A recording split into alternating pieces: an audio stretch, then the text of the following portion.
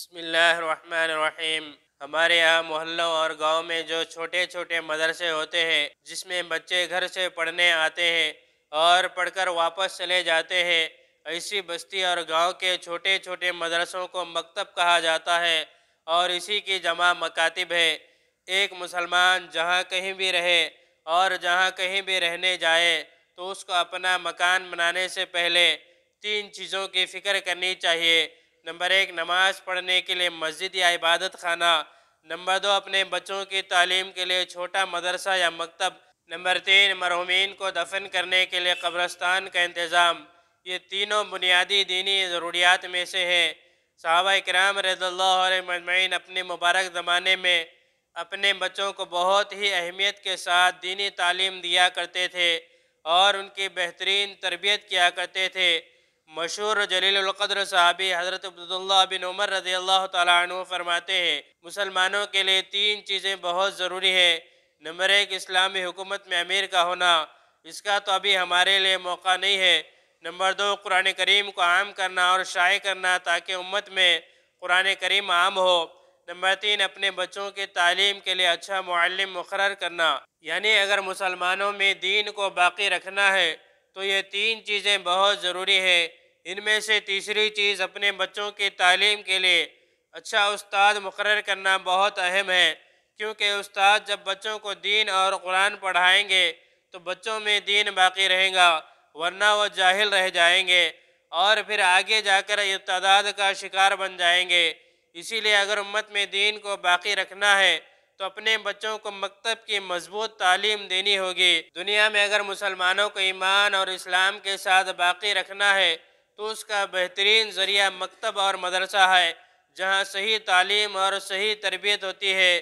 شیخ الاسلام حضرت مولانا سید حسین احمد مدنی رحمۃ اللہ علیہ فرماتے ہیں کہ اگر مکاتب اور مدارس میں صحیح طریقے سے تعلیم و تربیت کے نظام قائم ہوگا تو امت کے ایمان اور اسلام کو باقی رکھنے کے لیے کوئی خطرہ نہیں ہے، ورنہ امت گمراہیوں میں مبتلا ہو جائے گی۔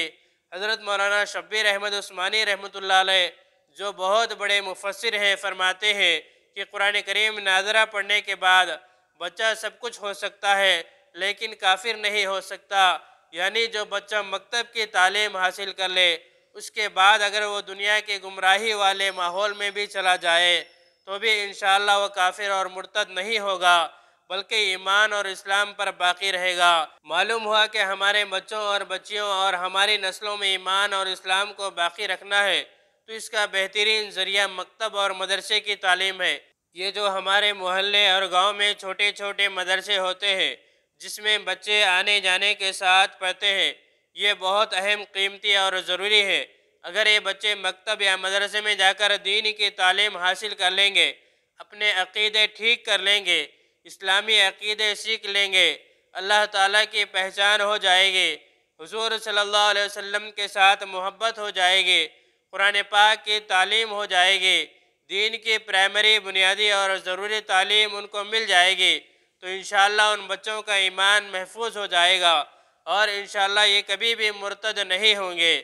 جس طرح ہمارے جسم میں ریڑھ کی ہڈی ہوتی ہے، اگر وہ مضبوط اور صحیح سالم ہے تو ہم اٹھ بیٹھ سکیں گے، رکوع سجدہ کر سکیں گے، لیکن اگر یہ ریڑھ کی ہڈی کمزور ہو جائے تو ہمارے لیے چلنا پھرنا، اٹھنا بیٹھنا اور رکوع سجدہ کرنا بھی مشکل ہو جائے۔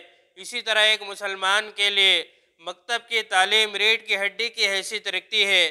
اگر اس کو مکتب کی تعلیم اچھی طرح مل جائے تو وہ انشاءاللہ اسلامی زندگی گزارے گا، اور اگر اس کو مکتب کی تعلیم نہیں مل سکی یا کمزور رہ گئی تو وہ معذوروں اور کمزوروں کی طرح پیچھے رہ جائے گا، وہ اسلام پر چل نہیں سکے گا۔